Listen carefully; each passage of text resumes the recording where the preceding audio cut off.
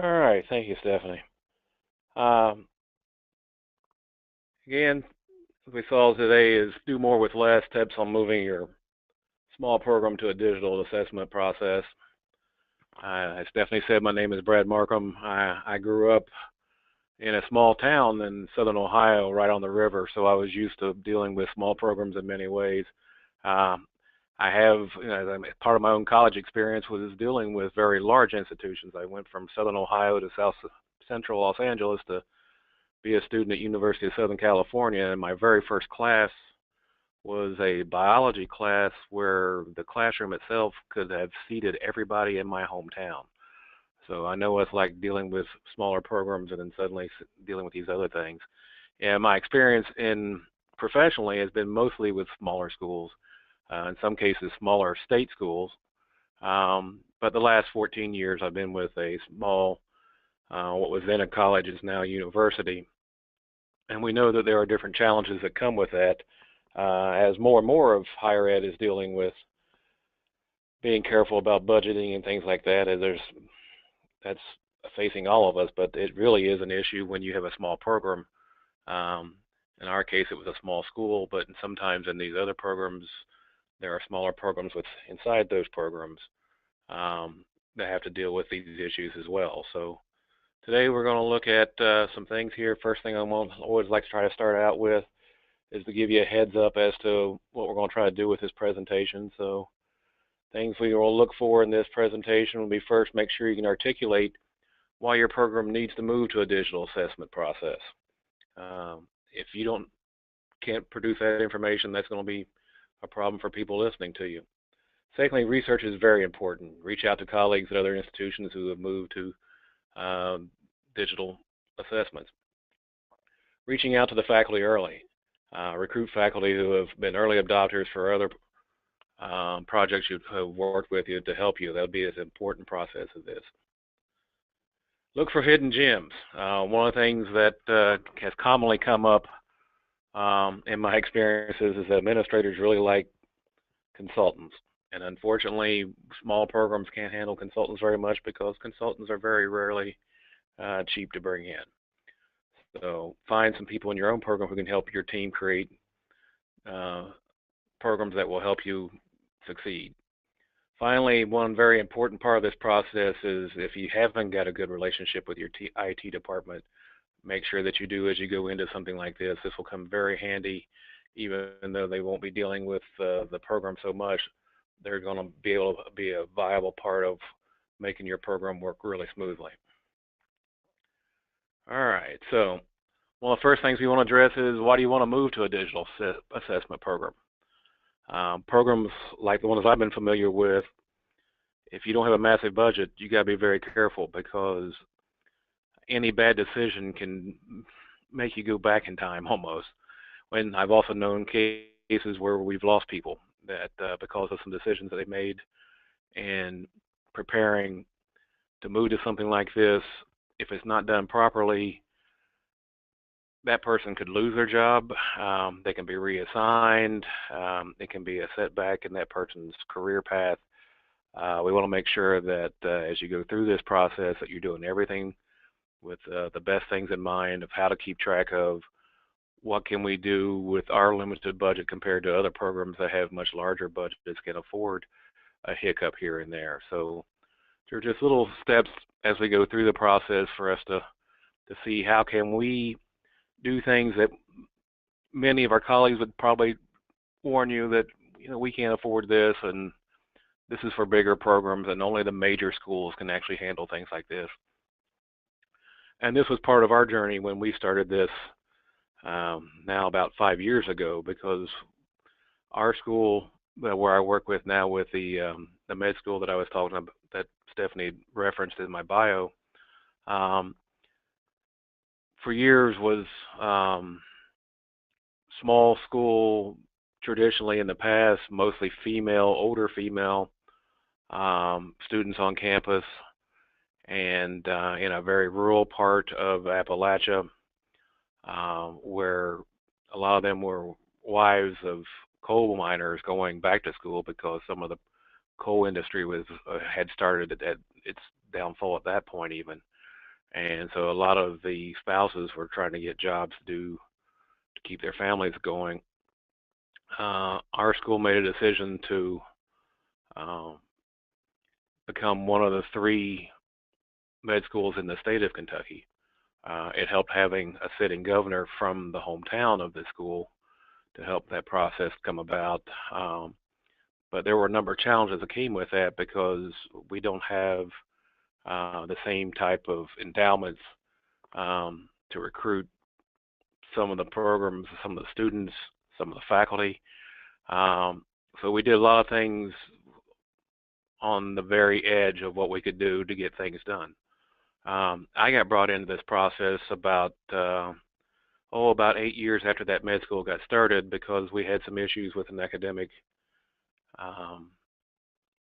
dean with some issues who moved on to another program, and we had a new, young, energetic academic dean who did made some major changes in that time. And so part of that was that we were coming along, was I was brought in to help see how could we make some of these decisions, how could we start looking for products that would work for this. And to be honest with you, the first one for us was we were looking through a number of different programs, and I came across an ExamSoft webinar that was given by the Ohio State University Med School, and it showed all the different things that the software was helping their program, because we were looking originally just for how can we get a decent database of questions to stockpile, and hadn't really thought that much about using all the potential tools that we had because we just hadn't used them and wasn't familiar with them. So part of this process is putting together this information and seeing where can we go from here and what will it take for that. So part of that was making our case to the actual administration and of both the med school and the school itself. So part of that was getting our research underway. It's a very important step in this process. If you can articulate why is it your program could do this and how it would benefit with this, they're not going to accept what you want. They're going to see more data from the very beginning. So one of the first steps was, in this case, having me be in the front runner, going to go find information. How is it that we can find something that would actually work? How is this going to be a benefit for, how can we afford it at this point? Luckily, one of my former students worked for another med school, and a fairly new med school at that point, and she was married to a faculty member who had previously been at our school. So we had some relationships with that school, so it helped reaching out to them. And so the associate dean and about 3 or 4 of us took a day trip down to that university to have them walk us through what it would be like to go through the process. So we went down there, and we went as students basically to see how would it work for the students themselves, take us through the process, see what could happen, and then they would show us the back end of the material. For example, this is the kind of reports that we can run for our students. This is the kind of reports we run for our faculty. And these are the kind of reports that we submit to the agencies that the osteopathic schools, because both schools were osteopathic medical schools as opposed to the old MD programs. Those programs were starting to wanting to see more analysis, data-driven material, and then we really hadn't done much with that at that point.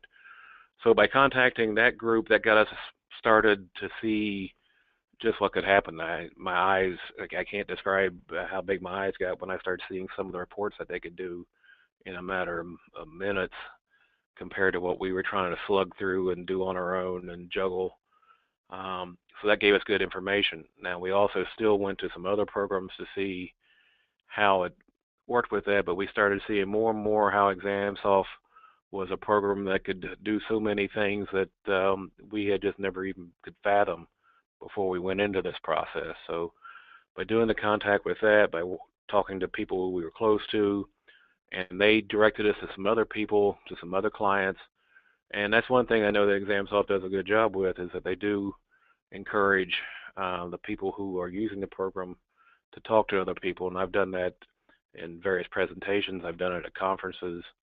I've had people call me to ask for more information about what could we really do with this. We had another school, another osteopathic school came down here a couple years ago that had been working with us, but not to much of an extent, and we spent the same day doing basically what we did for our own research. They came down and we put them through the steps of here's what a student would go through, and these are the kind of reports, and these are the statistical breakdowns as to how these things can show you how valid the questions are and how can they be done better. And it was good for us to go through that process, but it was also an important step in this, is that if you aren't comfortable with this, make a contact someplace. Most of us have connections with other schools, either with colleagues we've had from before or just in some sense. But see what kind of program you can work with. If you're a smaller program like a PA program or a small nursing program, talk to your colleagues in that field. What have they seen? Get the information, but by doing that research up front, that's going to help you way down the road. But those initial steps when you're trying to talk to the administration of here's what this thing can do for us, and this is what's going to make it help for the students and the faculty both, because that's an important feature of this. So find those connections that you can. Next would be reaching out to a very important audience, and that's your faculty. Depending, I've had different approaches whenever I was a faculty member for 25 almost years. I know how many of my colleagues felt uncomfortable when administrations would tell them what to do. Many times it felt like people were telling us what to do who didn't really understand what we were doing in our own fields. One of the things you want to look for is finding the faculty who've traditionally been your early adapters for other projects. You'll find a different breakdown in faculties. They are very well knowledgeable of their own field, but like most humans, we feel uncomfortable when we're in an uncomfortable position. For many of them, they've been doing the same thing year in, year out. You will find some faculty who are very eager about jumping in, being one of the first ones to test something out for you. If you had that in the past with somebody, reach out to them. Let them know that this is one of the things you're looking at, and give them some early access to what you're doing to show them why is this something that will be helpful to both their students and to them, to make these points, to see how this isn't just something we're just running past you, or in some cases, as some people would argue, shoving down your throat. These are things that will actually help us, help our students. It'll give them information that they haven't seen. It'll help us with statistical analysis, and as we start having more accreditation issues, because not only, for example, like our program, we have our overall committee that will look at these issues, but we also have to deal with outside the campus, because we are responsible to report back to the AOA for the DO schools and the committees that are over reaccreditation. We have to show that we're making progress. We have to show that we are using statistical information properly and that we are making decisions based on that. And to be honest, in the first years of our program, that just didn't happen. We just sort of would look at questions. Yeah, they look good. Traditionally, I know whenever I was an English professor, and we didn't have those as strict guidelines back then, but when they started first introducing that idea to us, I had my colleagues and even myself would grumble that, well, my questions are good because, well, I wrote them. I know what I'm doing. But we all can learn as we go along. Learning is a lifelong thing, and especially in our field of medicine that we're with, as I pointed out to my students here from time to time, that if in my English world, if the students didn't put the comma in the right place, nobody dies in the process.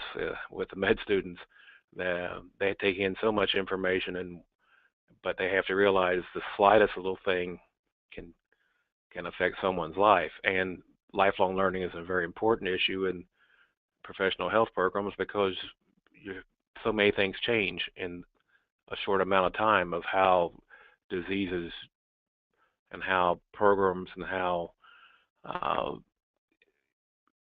certain bugs in the system that will adjust differently because of how nature fights against when we're trying to make things heal.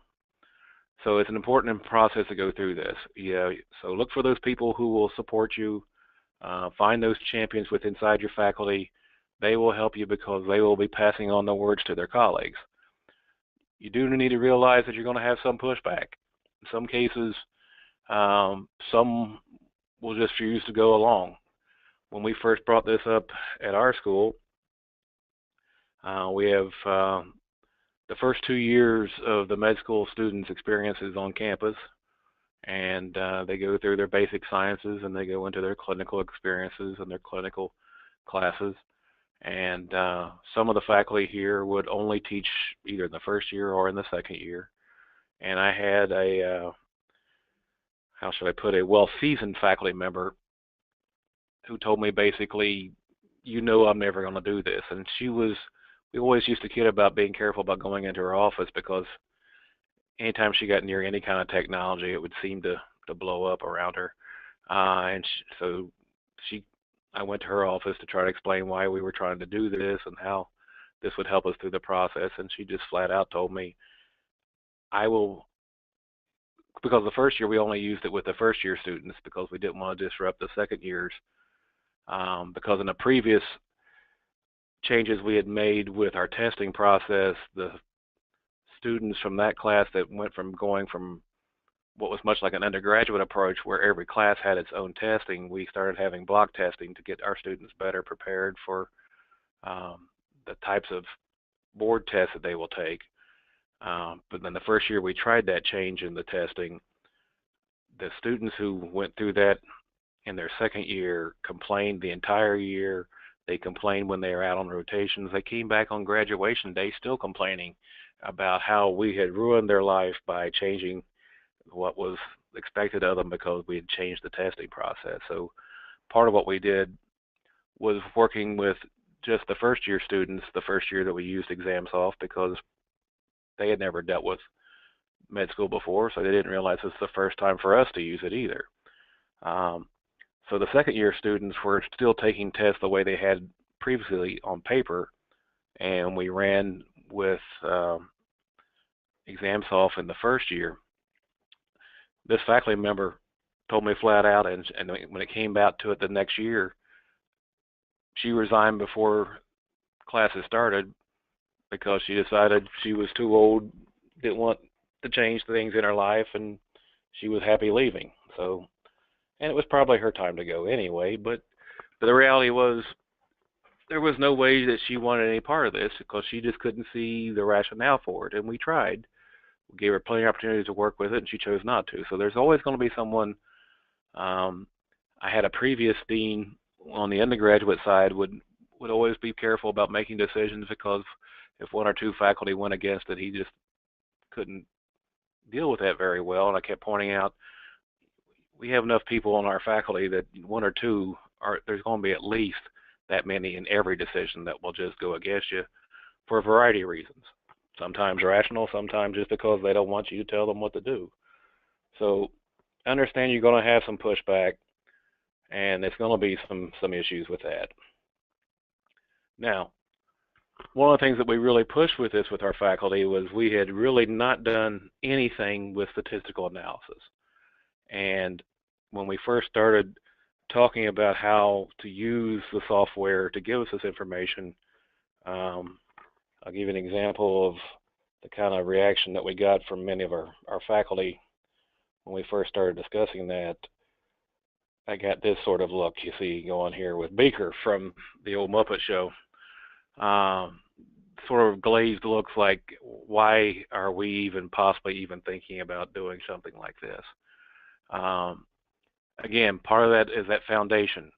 If you have your early adopters working with people, they will help you through the process, but you also have to make your own case to show why these statistics are important for what's going on, not just because of the outside agencies, because we do have our internal agencies, we have the outside agencies, and now as more and more it looks like the federal government is now wanting to get involved because there's been complaints from the Congress people that higher education is not reaching the people the way they should be.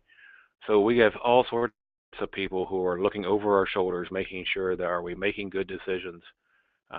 Are we able to explain to people why is it this is working, why it's not? And part of the reality is too is we now live in a much more legalistic society where sometimes if a question doesn't go properly, students will complain, and at some points, if we even had cases of students hiring lawyers to complain that the test wasn't fair, and we've had to deal with some of those issues. One of the things that's been intriguing since we started going to computer-based testing is every year we have at least one student in the last 5 years for each class has come into us after their first med school block exam to complain that there's something obviously wrong with the computer system because they've never missed this many questions before. Well, the reality is most of our students have never taken 3 to 4 hour block exams at one time over dealing with having about those coming from questions from 8 to 10 classes in a block. So it's a very different experience from what their undergraduate experience was. So not only is it coming from faculty, but it also comes from students who don't understand how is this happening with this and what can we do. So when you're going through the route of trying to explain what statistical analysis is, that's part of your research that you've done before, not only just finding out about the material, but trying to explain to some faculty who just may have never dealt with statistics much, even though they should have going through their programs.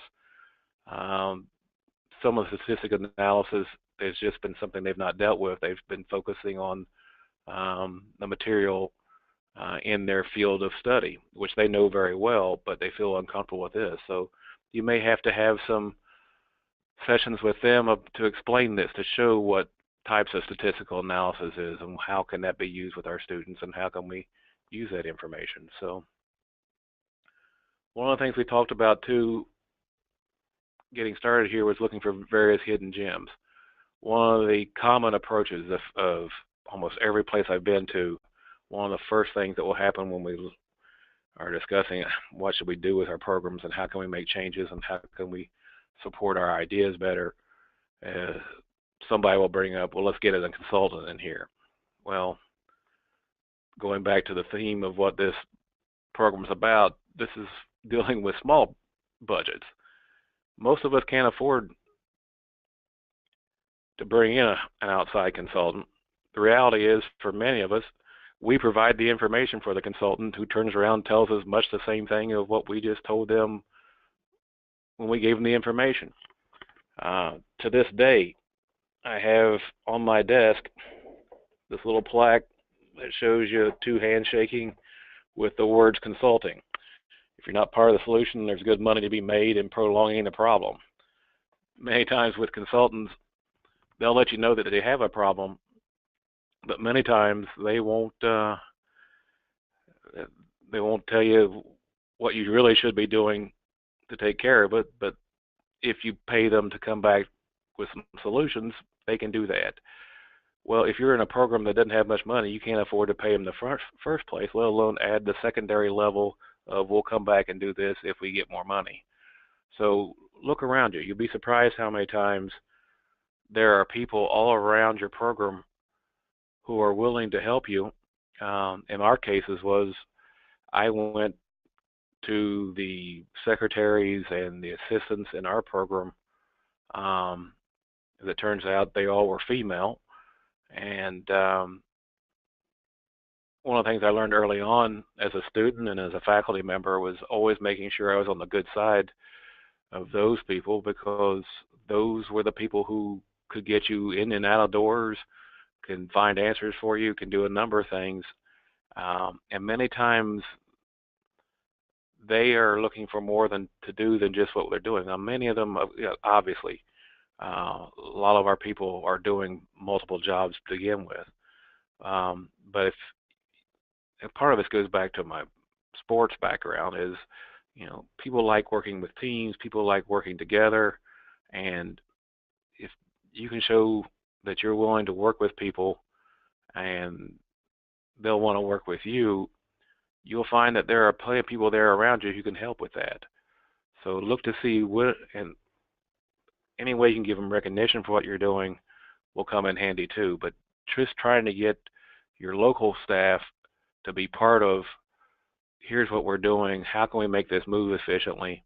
Because the reality is it does take time to generate these tests, to put them together, do it in the proper formatting. So bringing that sort of team together to get across what is it that we can do as a team to get us to the goal that we're looking for with this. So you got the steps of putting the team together. One of the first things you want to make sure is be transparent with your team. Let them know what you're doing.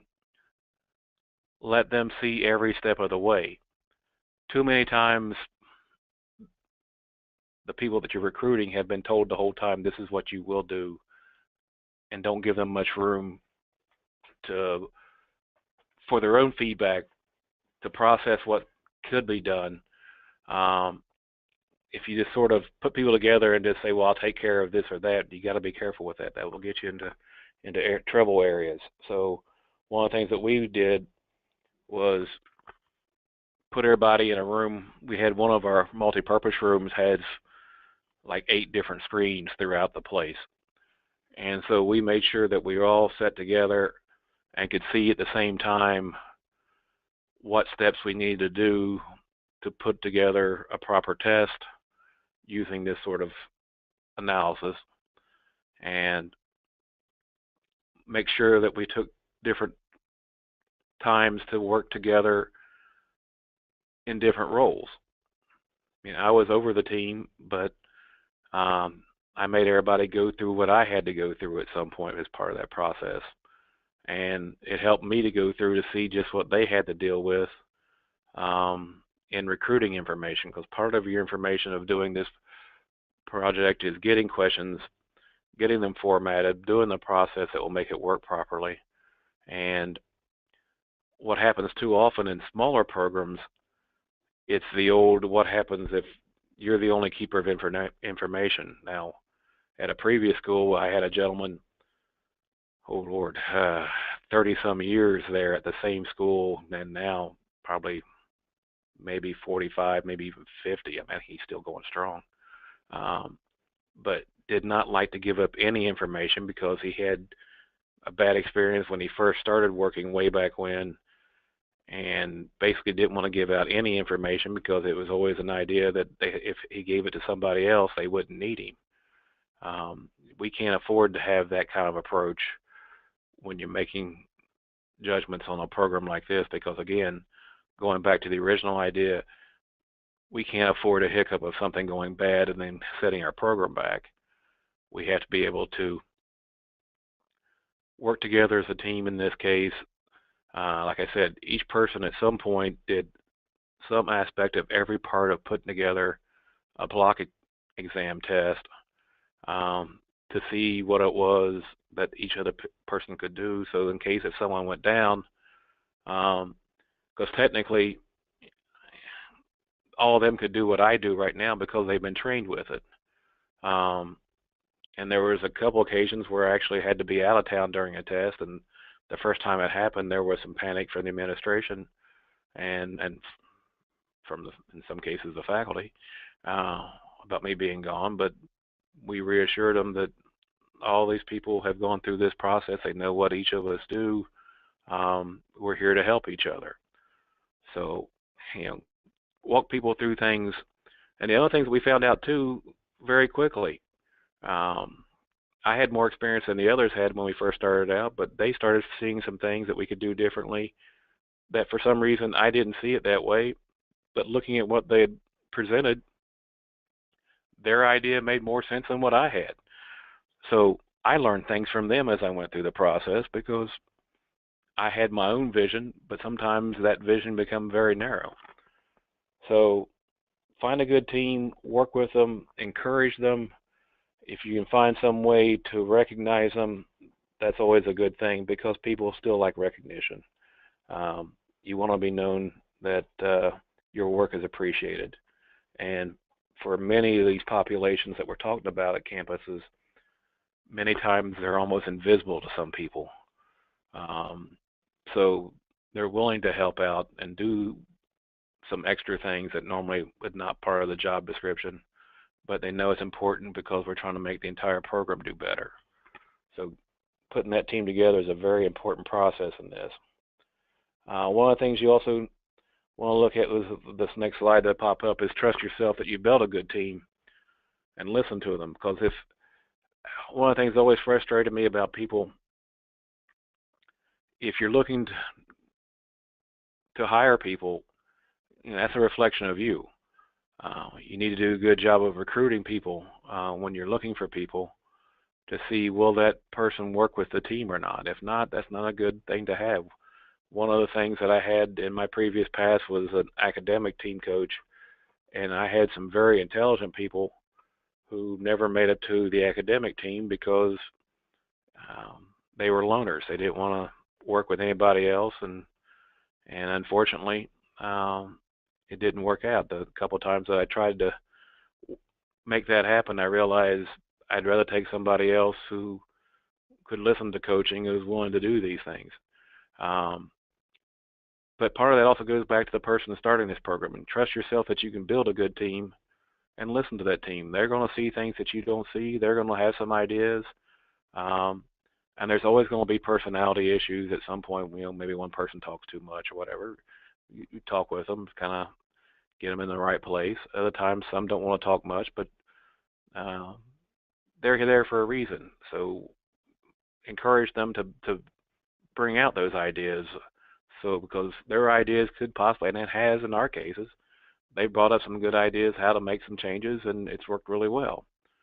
So trust yourself, trust your team, put yourself in a position to do these type of things. An example of that is with this next slide where it says, don't be this guy. This, again, part of my football background. This is a picture of the former Philadelphia Eagle coach, Chip Kelly, who did quite well in college. Went on to the pros.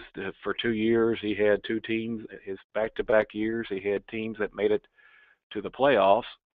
But then he decided he wanted to be more than just a coach. He wanted to be the person who picked who all his players were instead of the general manager, which is normally the job in professional football. And he got himself in trouble this year because he traded out a bunch of people who were very talented to go with people he was familiar with from his previous college when he was coaching, and made it pretty clear to everybody in his organization, even the veteran players who had ideas of how things could be done, he made it clear he didn't want to hear from them, that his method was the way to work. It's the old my way or the highway, and always made it pretty clear that he was the smartest guy in the room. Part of that is always going to be the case. We all have run into individuals like that are very sure that they're the only ones that have any idea what's going on. The rest of us are idiots. Try not to be that guy, because the reality is you need somebody to check you. I had a previous university university president who, when he first came to the campus, got associated with my academic team because we went from being a team that had not done very well, became one of the national powers, and so that made him happy because we were performing better than the the football team and the basketball team both at the national levels, so he could brag about us with that case. But as he spent more time in the system, that president started having more hangers-on. At one point, we had, I think, 10 people with access to his calendar, and a lot of those people were more likely to say, "Yes, Mr. President, you're absolutely on top of this," when he really wasn't. He was listening to the people who were telling him how great he was, instead of, "Sir, you might want to look at this idea again. This is really going to put you in a bad situation." It's easy to have people fawn over you at a certain point. Try not to be that person. Realize you need people in your life who will check you, who will say, "Do you really think that's a good idea?" Or, looking at your experiences, do you really think this is going to work very well? Because you could easily put yourself in a position that, in this case, costed this man his job before the season was out. Now he's been picked up by somebody else, but the reality is, we really can't survive by ourselves. We need to have people around us who will be honest with us, people who will guide us through that process, and people who will tell us, you need to rethink that. I really think you do. And you may not like it at first, but most times you'll find out that if your friend, if your colleague is being honest with you, you can see what they're talking about. So try to make sure that you're making good decisions. Try to make sure you're surrounding yourself with people who are willing to be open to different ideas, and people who are willing to give you some of those ideas. So the next step we talk about was the IT office. Again, the IT department is not going to be running the program, but they are a very important part of making sure the program runs properly, because you're going to be using different technologies. Some people will be using Scantron, some people will be using laptops, some programs you'll be using iPads. We switched to iPads early on. Again, back to our history with this school, by being such a rural community tucked away over here deep in the coal country, we wanted to make sure that our students from the very beginning had the tools they needed. So from the very first class of med students here, they were given a laptop from the very beginning of their process. A few years later, we had a very tech-savvy med student who did a fantastic presentation on how much it was costing us, and also how much it was a burden to have what we were doing with students, because we used to actually print out every PowerPoint of every lecture of every med school class and give it to students. So he took his iPad and did a little mini movie showing him weighing all of his textbooks and then weighing all of the PowerPoint slides that we had given them, and showing just how much it overwhelmed the scale in some cases. And then the next time he took a little movie shot of putting his iPad down onto the scale and how much weight that was, and then opened up to show all the different lectures, the video capture that was on there from things he had, the PowerPoints that were there, the study programs that were in there. All of that replaced all of that paper, replaced all of what we had done in the past. So we switched to the iPad program just at the time as the ExamSoft was starting their iPad app to use for testing, and we've never gone back away from it. It's been the best thing for us. Now, part of the reality is IT can help with those little technical glitches that will happen, because occasionally we will have iPads freeze up on us. We will have students who are still using laptops. We give them the option, but we have very few who use laptops, but occasionally we still have some with that. And there's technical issues on the day of the exam. We've had cases like, for example, our university, our dean of the med school isn't part of the deep process of this. So when we had a problem when there was a power cord cut somewhere in a different part of the state that cut off the internet in our region.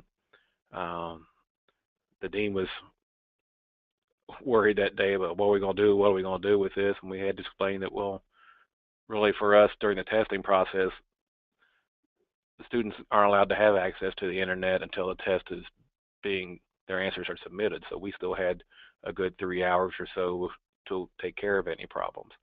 So there can be things like that. We had on more than one occasion where there was a snap with the internet locally. Having IT here was very important with that. We've had IT here to be capable whenever the iPad itself will freeze if something happens. You know, students are suddenly frightened because, oh, I've lost everything. Well, everything's inside the iPad, but we have to do hard restarts for it, and most students had not done that at any point, so they were afraid we were completely destroying the iPad. Well, they've learned from that experience by watching all this time. That's not really the case, but the IT people are there to help support them. So it's good to have that relationship because they don't have to do much but just be there in case you have the very occasional problem. And we've only had a few problems, but each time by having the IT people there, it made it into a very smooth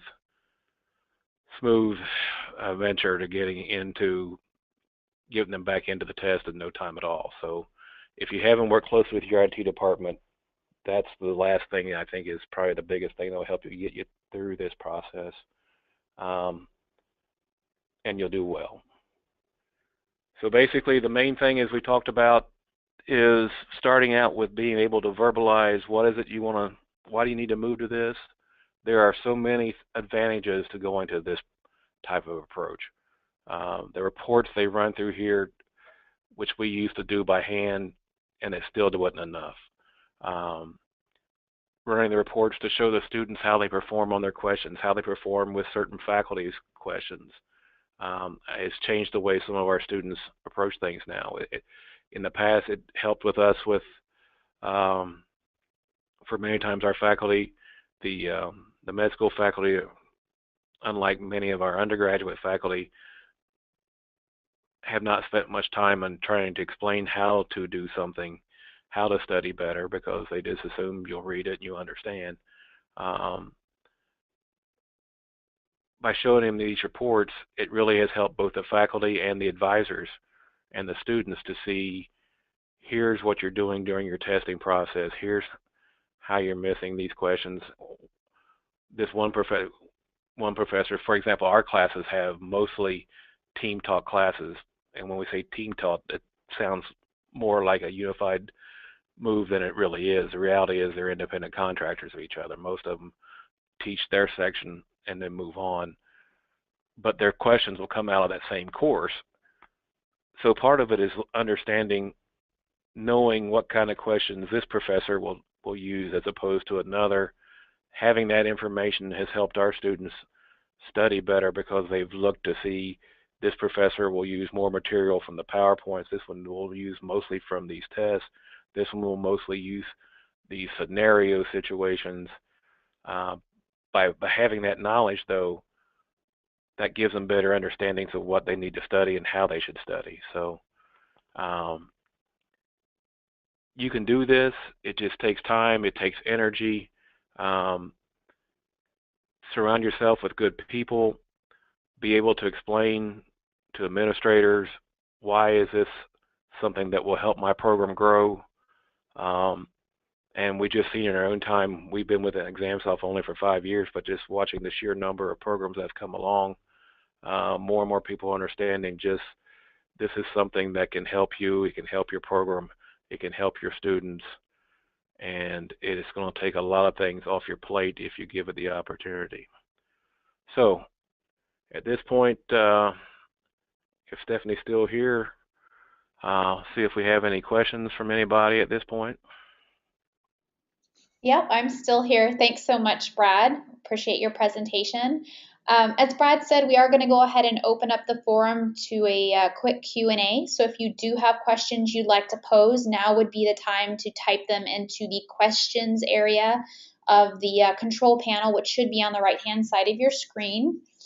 Brad, we already do have a couple kind of in queue, so I'm going to jump right in if that's okay. Sure. Awesome. So first question that we had is, What suggestions do you have for convincing administration a tool or process like this is warranted? Oh, could you repeat that for me, please? Yes, absolutely. What suggestions do you have for convincing administration a tool or process like this is warranted? Part of that is doing your previous research. See if you can get examples from other schools to show them what type of materials that you can report. Um, they're going to want to see. They want to see how this will work. Obviously, they want to see how do you know this will work.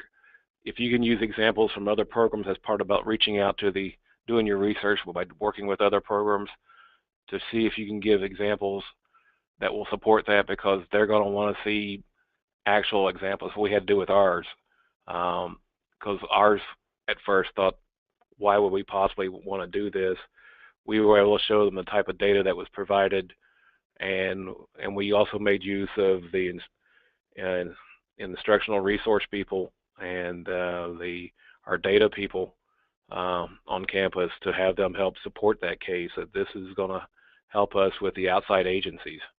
And when you start talking about accreditations, most administrators will start perking up their ears at that point. If you can show that you can show outside agencies this is how your program is progressing, that's what the accreditations are looking for.